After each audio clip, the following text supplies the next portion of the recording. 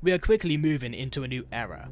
Generative AI is taking the world by storm, a genie that can grant infinite wishes, a jack of all trades that is centralized within your devices, computers, phones, and laptops. But something so intelligent comes with many controversies, especially in the creative industry.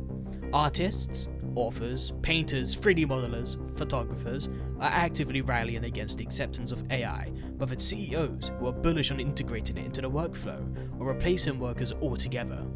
We will not be having our jobs taken away and giving to robots. We will not have you take away our right to work and earn a decent living. In this new era, a burning question starts to emerge. Will AI be the death of a creator? Generative AI is used on a major scale. ChatGPT, Gemini, Grok, pieces of obscenely advanced software that can act like a person. You have a question? Ask Grok.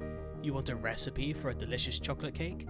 Ask Gemini. You want a piece of art that replicates the style of your favorite Renaissance painter? Ask ChatGPT. These machines can act like a baker or a painter, but that's all they are. Actors, given a prompt to solve without knowing the meanings or context. In this video essay, I want to focus on the human aspect of art, practical or digital. I want to find out what makes art human. What initially inspired this question was a short remake and demake project that I conducted, where I recreated the classic animation character, Morph. I tasked myself with taking the charming claymation character and remaking him in digital 3D using Blender.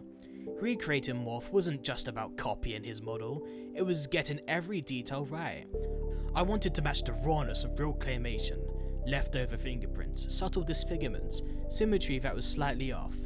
These aspects that make Morph feel real were essential. The essence and charm of the original Morph was that, while he didn't actually exist, he was a physical object in a real-life physical space, being controlled by people subject to the same rules that govern our reality.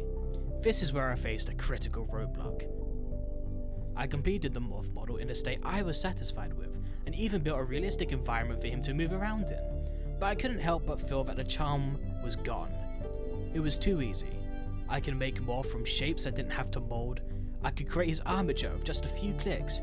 I felt like I was cheating, and while I certainly learned how to create a simple character rig, it didn't feel like it was the stop motion character I'd come to love. This got me thinking, why did my work not feel as raw or real as the original Morph? Was it too perfect? Or on the other hand, not imperfect enough? Animation in the modern day has taken a wild turn in style. Into the Spider-Verse, Puss in Boots, The Last Wish, and even more recently with K-pop Demon Hunters. All have a common trait. They are purposely imperfect. I'm not talking about the animation itself. We all know that these movies are stunning. I'm talking about the style. The rough colouring, the scrapbooky effects. These all help to build a unique style reminiscent of the early 2000s stop-motion movies. Most of these projects are even animated on 2s, giving the audience that sense of nostalgia of films like Coraline or The Nightmare Before Christmas. Perfectly imperfect movies. This is the style I tried to replicate with Morph. Imperfections like fingerprints and malformations that mimic the stop-motion style, but ultimately fell flat because of the stubborn perfectionism that these softwares are engineered for. If I messed up, there was always a backup save file. If I ruined continuity, I could add it back in. Compared to the practical geniuses of their time, I had so few consequences for my mistakes. But this wasn't the case for my demake project. The Incredibles, every kid's favourite Pixar superhero family. This modern day hero team was chosen to be demade into the style of their inspirations, specifically the Fleischer superhero style. I wanted to mimic the style of the Fleischer Brothers Superman cartoons from the 1930s, a series that still holds up remarkably to this day, I should add. And who better to deconstruct than the strongman himself, Mr. Incredible. I started by researching the real tools that Golden Age comic artists would use. This was all new ground for me. Inks, paints, large physical drawings. It was intimidating at first, but I was determined. I sketched variations of styles and poses, making sure that I'd get the perfect one. I will do this. I will nail this. And then it came to doing it. As I began to sketch the figure, it was apparent that there were no real outs to this.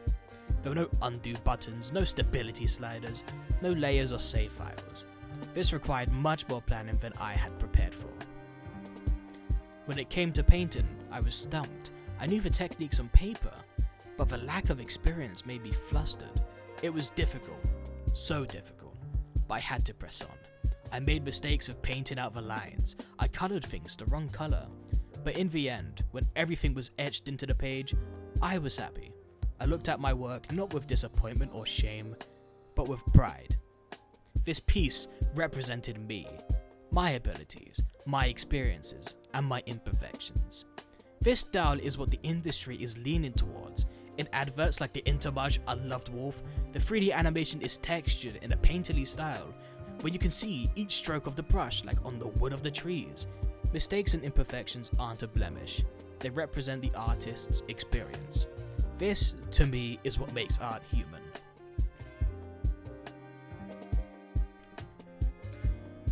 But on the other hand, when we think of imperfections, we don't always think of humans. AI is prone to making many mistakes, which is one of the notorious points that people criticize it for. Deformed hands, objects blending into each other, faces leaning into the uncanny.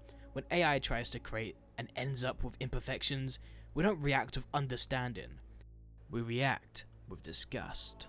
When Marvel Studios released their long-awaited show, Secret Invasion, back in 2023, there was an overwhelming wave of negative feedback from the fans. This is upon seeing the intro for the episodes, a creepy display of deformed figures made in a way to mimic a painterly style. But the fans weren't complaining at the off-putting visuals. They were complaining about the generative AI involvement. The fact that a giant distribution company like Marvel Entertainment didn't hire human artists was seen as an act of greed, rather than the director wanted to explore a new creative avenue for a new technology. From the director, Ali Salim's perspective, using AI could just make sense in the show's context. Aliens living among humans, the blurry faces staring into the camera, the haunting image of Nick Fury's face blended with the Skrull was so off-putting, which matched the director's intentions. Marvel isn't the only giant to utilize generative AI in their products. Coca-Cola and McDonald's release multiple adverts with entirely AI visuals. On the other hand, we take the genius behind Studio Ghibli, Hayao Miyazaki, and take his thoughts on AI. During a meeting, Miyazaki was presented with an AI-generated animation for a zombie character. This zombie moved crudely along the floor, stiffly dragging itself along by its head. This not only disturbed Miyazaki, but he was deeply insulted by it. He talks about a friend of his with a disability, who struggles to even give him a high five when they meet. He states that whoever was behind the zombie display had no idea what pain was, and called the technology an insult to life itself. After the meeting, he theorizes that we are nearing the end times, since humans are slowly losing faith in themselves. When giant studios begin to use AI, it can feel as if we are nearing the end times. However, I don't think that is the case. While Marvel, Disney, and Coca-Cola are welcoming generative AI into the workspaces, an almost counter-movement has begun to arise. Porsche, with a coded love letter advertisement specifically dedicated to the community, was created purely by human artists, a stunning display of stylized 3D animation. Apple TV, and how they created their intro with real glass and camera techniques instead of recreating it digitally. These were all to show that these companies care about the effort that goes into their product, and don't take my word for it. Take the word of the comments under any product that uses real human talent compared to generative AI. To me, this shows that the reception from the public and the current culture surrounding AI means that the creator doesn't have to fear AI, and while companies will always try to utilize it, the artists will always be essential to the industry. And lastly, and most importantly, we will not allow you to take away our dignity.